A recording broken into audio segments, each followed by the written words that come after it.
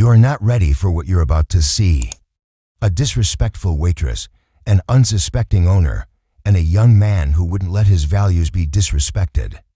In this unforgettable moment, Clint Eastwood teaches a powerful lesson after being rudely insulted by a waitress unaware that he owns the very country club she works at. What starts as an attempt to humiliate Clint turns into an eye-opening moment of self-reflection as Clint handles the situation with class and wisdom, changing her perspective forever. Trust me, this is a story you'll want to see through to the very end. So, buckle up, because Clint Eastwood is about to redefine grace under fire. The setting is a luxurious country club, newly renovated and bustling with activity. The dining room is a picture of elegance, polished wooden tables, sparkling chandeliers, and a picturesque view of rolling green fairways outside. Among the crowd of well-dressed patrons sits Clint Eastwood, dressed casually in a neatly pressed polo shirt and slacks, sipping coffee at a corner table. Most of the veteran staff recognize Clint, not only as a legendary actor and director, but also as the owner of the establishment. However, he has always insisted on being treated like any other guest during his visits. This approach allowed him to see the true spirit of the club and its employees. But today, a new waitress named Rachel, freshly hired and with an air of arrogance, doesn't know who he is. She's been quick to judge guests based on their attire and assumed status. Rachel's frustrations with Clint's casual appearance and quiet demeanor are about to culminate in a moment she regret. Rachel approaches Clint's table with a practiced smile, her posture rigid. "Sir," she says, her tone dripping with faux politeness, "this area is reserved for our more exclusive members. Perhaps the bar area would be more comfortable for you." Clint looks up calmly, his piercing eyes meeting hers. "I'm comfortable here," he replies in his signature gravelly voice, taking another sip of his coffee. Rachel's smile tightens as she glances at his attire. "Well, the club does have certain standards," she says, her tone now more condescending. "We wouldn't want anyone to feel out of place." Several nearby patrons glance over, sensing the tension. The veteran staff, including Miguel, a young busboy who greatly admires Clint, stop in their tracks, unsure of what to do. Miguel clenches his tray, wanting to intervene, but knowing it isn't his place. "Standards," Clint says, his voice calm but carrying an unmistakable weight. "And what do those standards mean to you?" Rachel, emboldened by what she perceives as Clint's meekness, presses on. "It means maintaining an environment where guests reflect the prestige of the club. Some people might not fit that image." She gestures vaguely at Clint's casual attire. The room grows quieter as more people begin to notice the exchange. Clint sets his coffee cup down with deliberate care, his movements slow and measured. Rachel, sensing an audience, continues, her frustration spilling over. "This isn't some diner off the highway. This is a place for people who appreciate luxury and class. Perhaps in your day, things were different, but times have changed." Clint's eyebrow raises slightly. "My day," he repeats, the faintest hint of amusement flickering in his expression. "Tell me more about my day." "Well," Rachel snaps, emboldened now, "it's clear you don't belong here. Maybe next time, you can try dressing the part or finding a place more suited to your type." The entire room freezes. Miguel drops a glass he was clearing, the shattering sound cutting through the silence. Clint's face remains calm, but the weight of the moment is palpable. Clint reaches into his pocket and pulls out his phone. "Jerry," he says after a brief pause, speaking into the phone.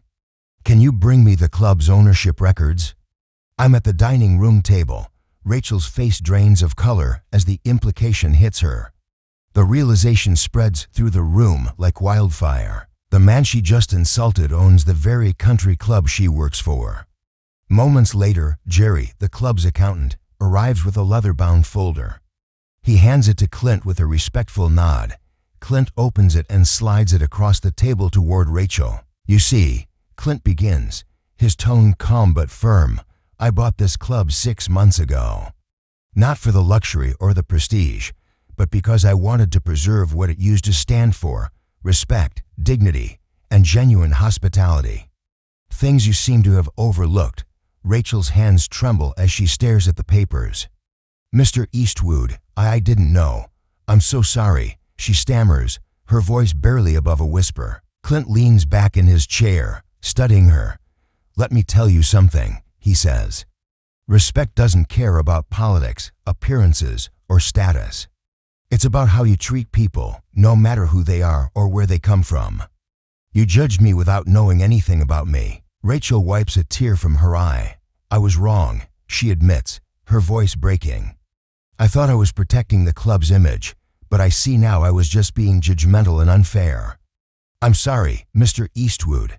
Truly, Clint's expression softens slightly. Everyone makes mistakes. What matters is what you do after. Miguel beams. I'd be honored, sir. Clint turns back to Rachel. The choice is yours. You can walk out and find a place that values appearances over substance, or you can stay and learn what real class looks like. The dining room erupts into applause as Clint walks out, leaving Rachel to reflect on her actions. The lesson she learned that day reshaped her attitude, not just toward her job but toward life.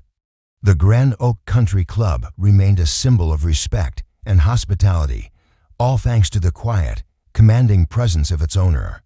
And Clint Eastwood, he continued to prove that dignity and class will always stand the test of time. The story of Clint's graceful handling of the situation quickly spread throughout the community and beyond. Members of the club began sharing the story with their friends and families, and soon, the local press picked it up. The tale of how Clint Eastwood taught a young waitress a lesson in humility became a headline, sparking conversations about respect, judgment, and the importance of values in every industry. Rachel's transformation didn't go unnoticed.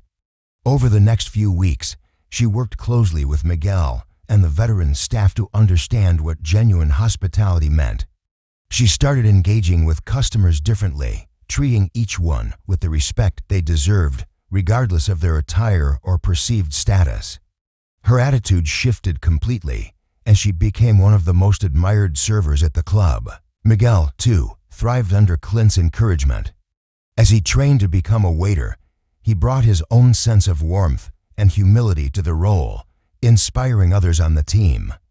The once quiet busboy became a leader in the dining room, and his story of admiration for Clint Eastwood motivated other staff members to approach their work with renewed passion. Clint's presence at the club became a regular occurrence, but not in the way most celebrities would have approached it. He continued to sit at his favorite corner table, dressed casually, observing the operations quietly. Guests who recognized him respected his privacy, and those who didn't found themselves treated to an example of humility and authenticity that few would expect from a Hollywood legend. Months later, the Grand Oak Country Club was thriving like never before. Members and guests alike spoke of the unique atmosphere Clint had cultivated, a place where everyone, regardless of their background, could feel welcome. The story of the young waitress and the quiet owner became part of the club's lore, a reminder to all that true class isn't about appearances, but about character. Even Rachel took to sharing the story with new hires, recounting her own mistakes and the powerful lesson she had learned from Clint Eastwood. Her humility and honesty earned her the respect of her colleagues and the admiration of the guests she served. As for Clint, he remained a quiet figure in the background, content to let his actions speak louder than words. The Grand Oak became more than just a country club. It became a symbol of what could happen when respect, humility, and genuine hospitality took precedence over pretension. And all of it started with one unforgettable encounter, a moment when Clint Eastwood turned a disrespectful incident into a timeless lesson about the power of grace under fire.